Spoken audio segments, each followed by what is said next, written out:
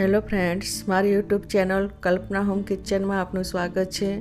આજે હું તમારી સાથે શેર કરીશ લીલવાની કચોરી, લીલી તુવેર લીલા વટાણાની કચોરી। તો તેના માટે સૌપ્રથમ લોટ બાંધવાનો છે। તો મેં અહીં મેંદો લીધો છે 200 ગ્રામ અને ઘઉંનો લોટ લીધો છે 200 ગ્રામ। તે બંનેને મિક્સ કરી અને લોટ બાંધવાનો છે। મીઠું 1 ચમચી, અજમો અડધી ચમચી, તેલ 200 ગ્રામ।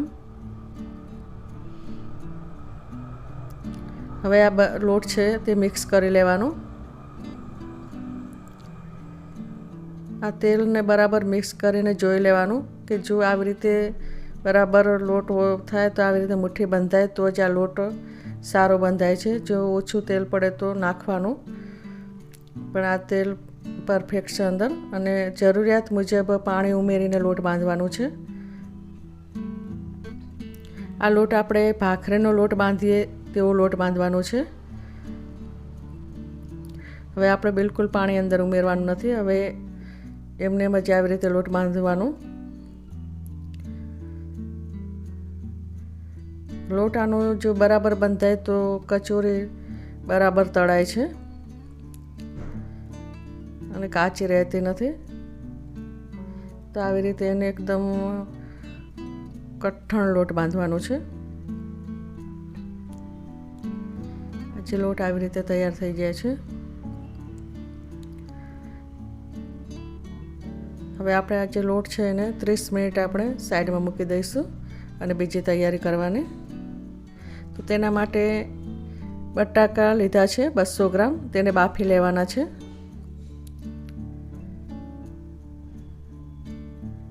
બટાકા કચોરીમાં સારા લાગે છે। આને આપણે 4 સીટીમાં બાફી લેવાના છે। આ બટાકા બફાઈ ગયા છે, તો હવે આપણે આને છોલી લઈશું। આવી રીતે છોલીને તૈયાર કરી લેવાના બટેટાને। આ આદુ મરચાં લીલા ધાણા લસણની પેસ્ટ છે, તે આવી રીતે બનાવી લેવાની। આ લીલા વટાણા અને લીલી તુવેર છે, તેને આપણે આ કટરના અંદર આની પેસ્ટ બનાવવાની છે। આવી રીતે કટરમાં એક સરખી પેસ્ટ બનાવી લેવાની। હવે આપણે જે જાડા તળિયાનું વાસણ લેવાનું છે, જે કઢાઈમાં તેલ 150 ગ્રામ ઉમેરવાનું અને આ જે બટેટા છે એને ઝીણા કટિંગ કરી લેવાના। જીરું 1 ચમચી ઉમેરવાનું। જીરાને આવી રીતે કડક તળવાનું છે અને વરિયાળને પણ આવી રીતે કડક જ તળી લેવાની। બરાબર તળાઈ જાય પછી આપણે એના અંદર હિંગ ઉમેરવાની છે। હિંગ અડધી ચમચી,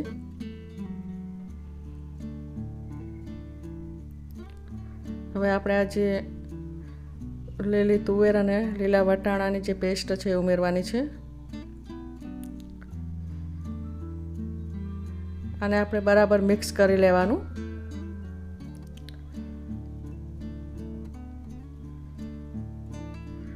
હળદર ઉમેરવાની 1 ટીસ્પૂન,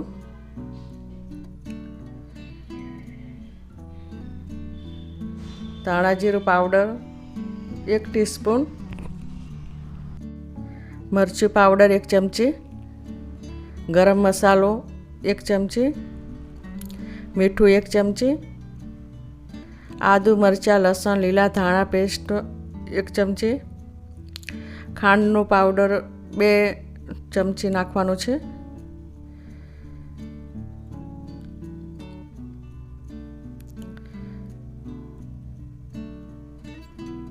અને આવી રીતે બરાબર મિક્સ કરી લેવાનું।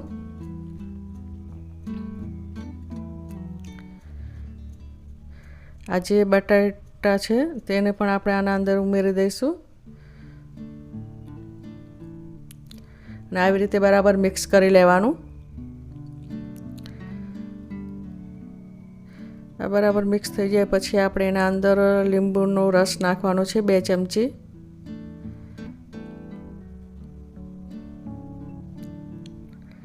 તેને પણ આપણે બરાબર મિક્સ કરી લેવાનું. ગેસ એકદમ ધીમો જ રાખવાનો. હવે આજે આપણે તૈયાર થઈ ગયું છે. જે કચોરીનો મસાલો તૈયાર થઈ ગયો છે અને આ લોટ પણ આપણે 30 મિનિટ રાખ્યો હતો તે પણ બરાબર ફૂલીને સરસ થઈ ગયો છે. હવે આપણે આ જે મસાલો છે તેના બોલ્સ બનાવી લઈશું. ગોળ બધા જ બોલ્સ પહેલાં બનાવી લેવાના.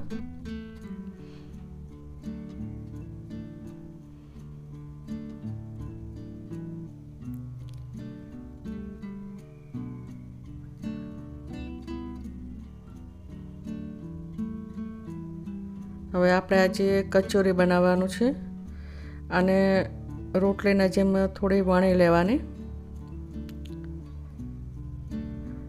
આજે આપણે આના અંદર મશીનથી બનાવીશું અને બીજી કચોરી એક હું હાથથી બનાવીશ. 2 જાતની કચોરી બનાવતા શીખવાડીશ હું તમને. આવી રીતે આ મશીનથી કરવાની. જો ના આવડતી હોય તો આવી રીતે મશીનથી પણ સરસ થાય છે. આવી રીતે બધી જ કિનારીને બરાબર ફિટ કરી દેવાની કે તળતી વખતે મસાલો બહાર ના નીકળી જાય. અને હવે આ જે છે આપણે હાથથી ભરીને બતાવીશ.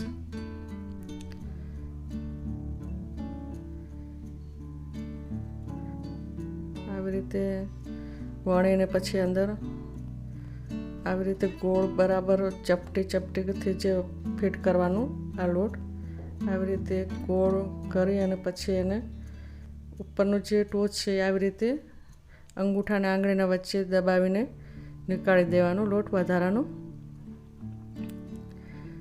અને હવે આવી રીતે ગોળ રાઉન્ડ કરી અને એને હથેળીથી વચ્ચેનો ભાગ દબાવવાનો.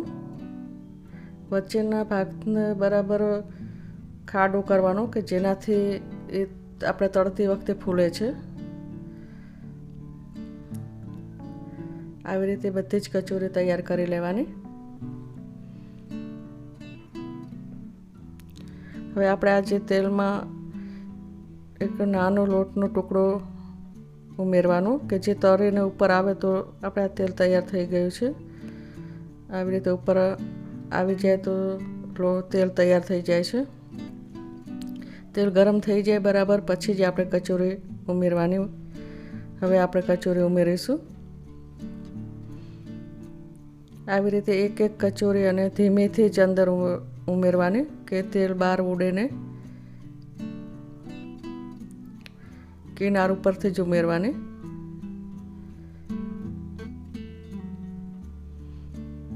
આને તળતા 12 મિનિટનો સમય લાગે છે અને ગેસ પણ એકદમ સ્લો રાખવાનો છે.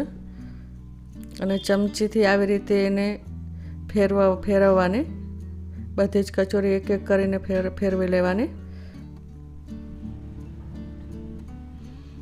જ્યારે એનો કલર બ્રાઉન કલર થાય ત્યાં સુધી આવી રીતે ધીમા ગેસથી જ આપણે તળી લેવાની છે.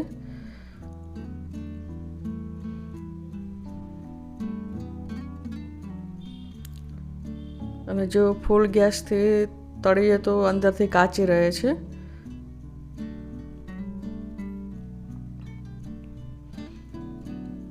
આવી રીતે એનો ધીમે બ્રાઉન કલર આવે છે. ફ્રેન્ડ્સ, મારી ચેનલને સબસ્ક્રાઈબ કરજો, શેર કરજો, લાઈક કરજો અને જો નવા હોય તે પણ સબસ્ક્રાઈબ જરૂરથી કરજો. આવી રીતે બ્રાઉન કલર થાય ત્યાં સુધી આપણે આ કચોરીને આવી રીતે ચમચીથી ફેરવવાની છે. આ કચોરી આવી રીતે બરાબર ફૂલી જાય છે. જો તમે સ્લો ગેસથી જ કરશો તો આવી રીતે ફૂલશે.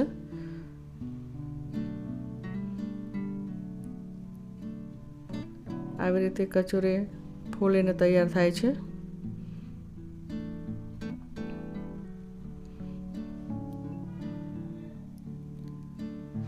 આવી રીતે બધી જ કચોરી આવી રીતે તળી લેવાની.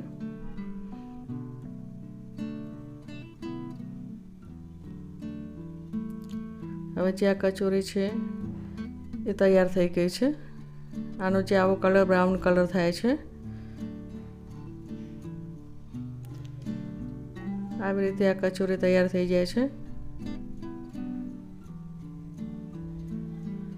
આવી રીતે કચોરી સરસ બને છે લીલવાની. તો ફ્રેન્ડ્સ, મારી આ રેસીપી પસંદ આવી હોય તો શેર કરજો, સબસ્ક્રાઈબ કરજો અને હવે મળીશું આપણે બીજી રેસીપીમાં. ત્યાં સુધી બાય.